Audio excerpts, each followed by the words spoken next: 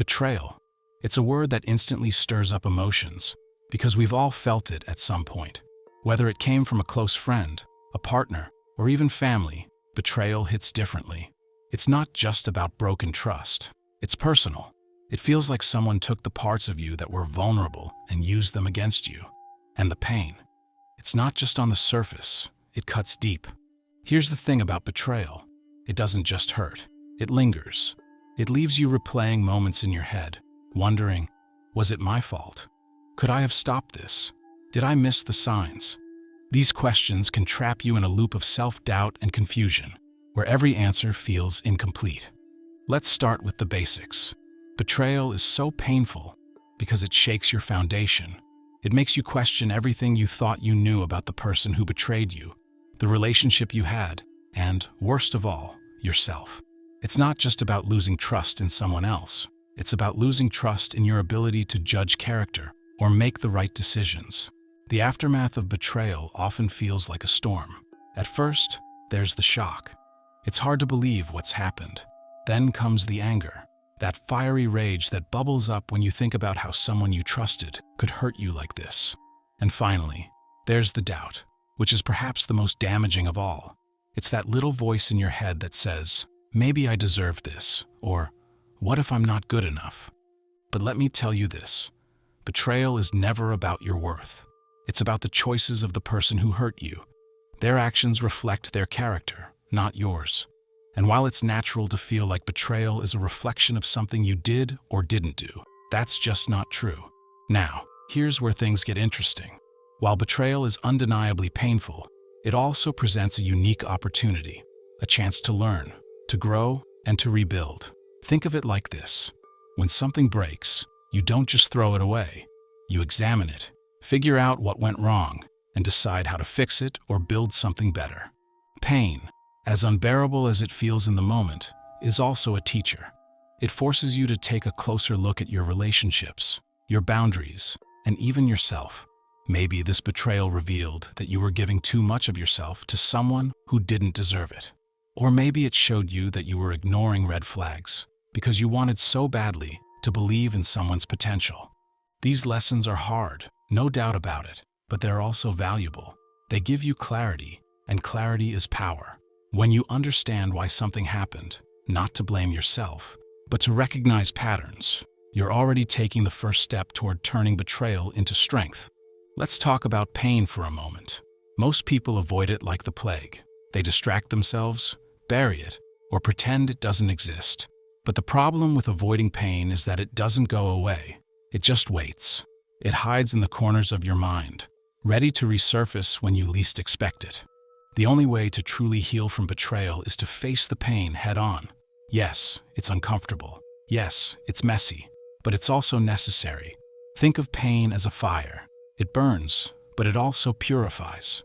It clears away the debris, leaving you with a clean slate to start fresh. Betrayal also forces you to ask hard questions. What does this pain teach me about my relationships? Where do I need to set stronger boundaries? How can I rebuild in a way that ensures this doesn't happen again? These questions might not have easy answers, but they're worth asking. And here's the most important thing. Betrayal, while devastating, is not the end of your story. It's a chapter, a painful one, yes, but also a turning point. It's a chance to redefine who you are and how you want to move forward.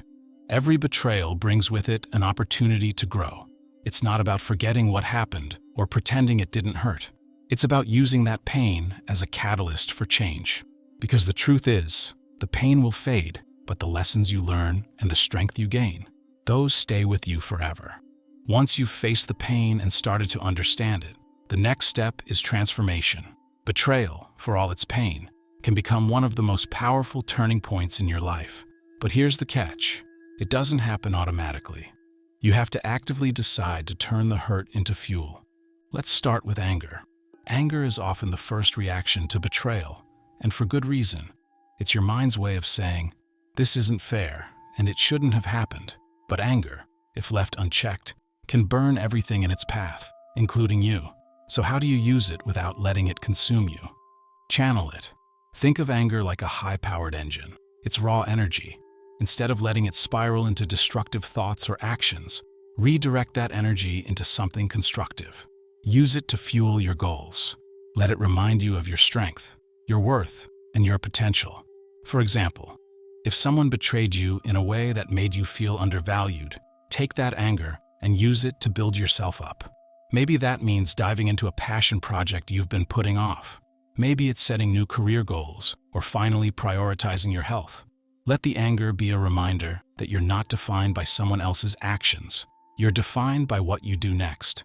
The next step is rebuilding. Betrayal often feels like someone has knocked down the walls of your life, leaving you exposed. But the good news is that you get to decide how to rebuild, and this time, you can do it stronger. Start with boundaries.